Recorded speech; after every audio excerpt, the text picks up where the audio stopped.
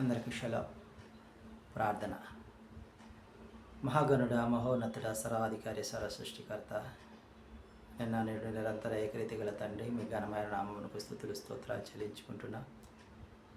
ఈ ఉదయకాల సమయంలో నీ వాక్యమును ధ్యానించిన ప్రకారముగా మా ఆలోచనలను, మా యొక్క తలంపులను సరిచేసుకుంటూ నీ నీతి గల, న్యాయము గల మార్గంలో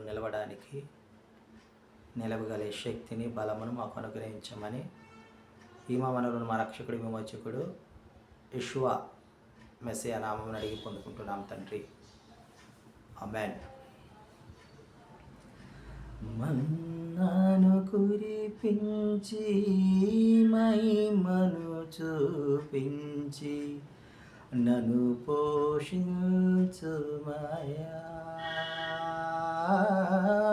పగలు మేఘమై రాత్రి అగ్నియై నన్ను కాపాడుమయా. మన్నాను కురిపించి మహిమను చూపించి నన్ను పోషించుమయా,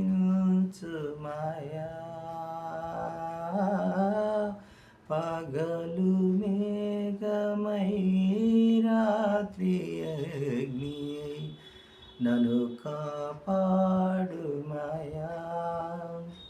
నీ చేతి నీడలో, నీ కను చూపులో, నీ చేతి నీడలో, నీ కను చూపులో నన్ను దాయుము నా యెషూవా, నన్ను దాయుము నా యేసయ్యా. ఆరాధ్య దైవమా, నా ప్రాణదుర్గమా, ఆరాధ్య యెషూవా, నా ప్రాణదుర్గమా, నీవేగా నా జీవనాధారము, నీవేగా నా జీవనాధారము.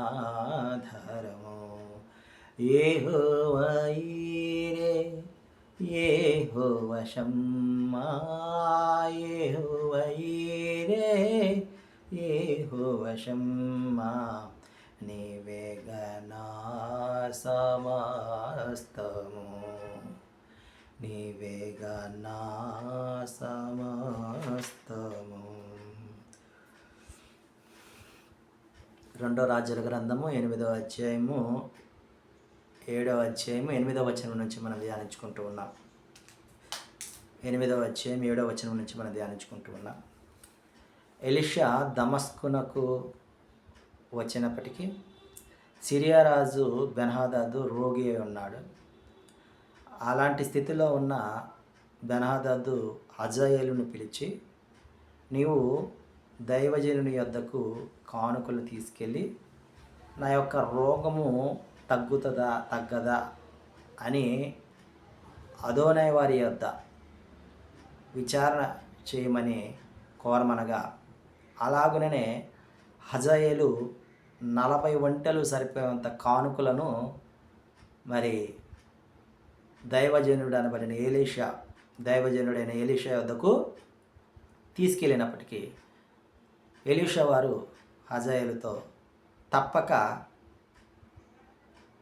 నీ యొక్క యజమానునికి రోగము స్వస్థత కలుగుతుంది అని చెప్పి తర్వాత తీక్షణగా మరి హజాయేలు చూస్తూ ఏడుస్తూ ఈ మాటలు చెప్పినప్పుడు, హజాయేలు, దైవజనుడా, యజమానుడా, ఎందుకు ఏడుస్తూ ఉన్నావు అంటే, నీవు ఇశ్రాయేలీయుల చేయబోయేటటువంటి కీడును తలంచుకొని నాకు కన్నీరు వస్తుంది అని హజాయేలుకు తెలియజేయగా, నేను అంత ఘనంగా ఏం చేస్తాను అని అనినప్పుడు, ఇశ్రాయేలు గట్టి స్థలమును నీవు కాల్చివేస్తావు, యవ్వనస్తులను నీవు కత్తి చేత హతం చేస్తావు, పిల్లలను నేలకేసి కొట్టి చంపేస్తావు, గర్భిణీలను కడుపు చీల్చి హతం చేస్తావు, నీవు చేయబోవు ఈ కీడుని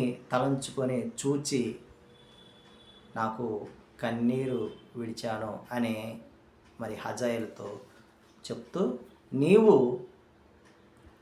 సిరియాకు రాజుగా అవుతావు అన్న మాటను కూడా హజాయేలుకు తెలియజేస్తాడు ఎలీషా. ఆమేన్.